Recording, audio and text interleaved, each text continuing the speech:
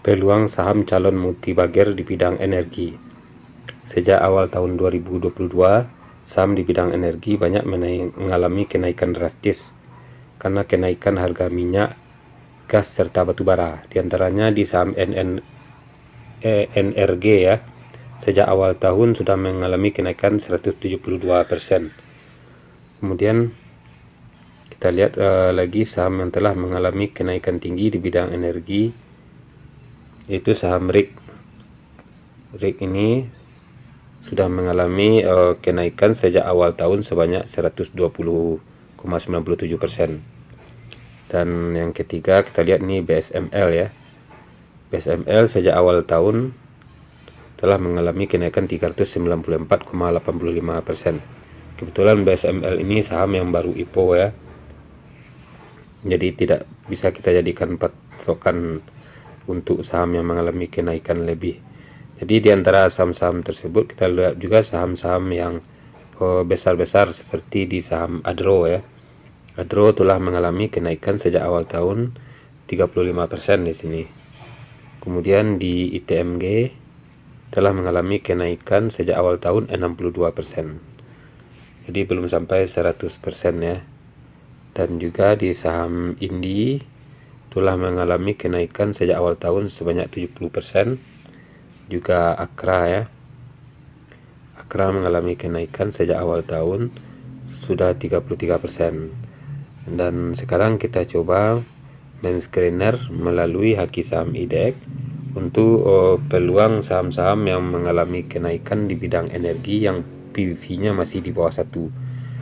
Kebetulan ini hasil saya coba untuk membuat indikator-indikator ini sebagai untuk bahan pembanding bagi teman-teman untuk peluang mencari saham multibager di fundamental screener yang ada di haki saham IDX.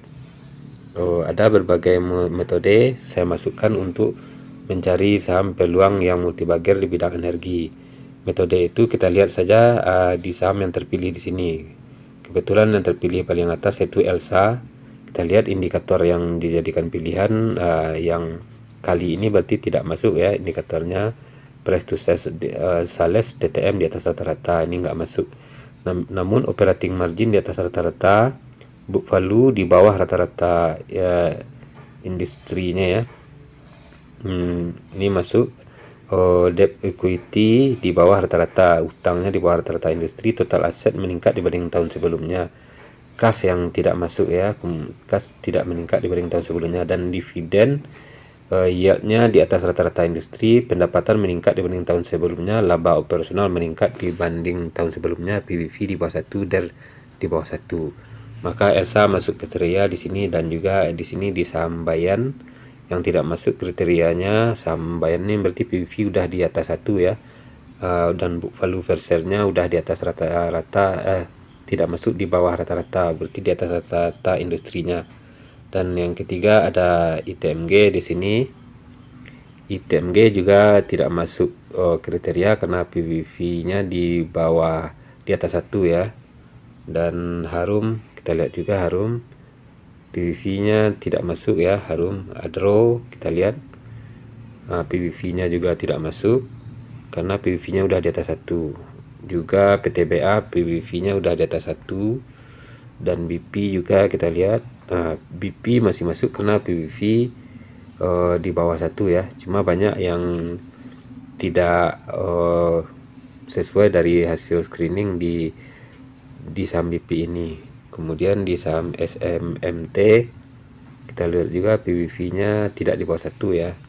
Dan Indi ini masih masuk ya, PBV-nya di bawah 1. Jadi kalau saya simpulkan, di saham yang nggak peluang adalah ELSA dan Indi. Dengan indikator mungkin bisa teman-teman tambahkan untuk indikator lain sebagai bahan perbandingan dan pertimbangan bagi kita untuk menginvestasikan atau mentradingkan saham-saham yang peluang multibager.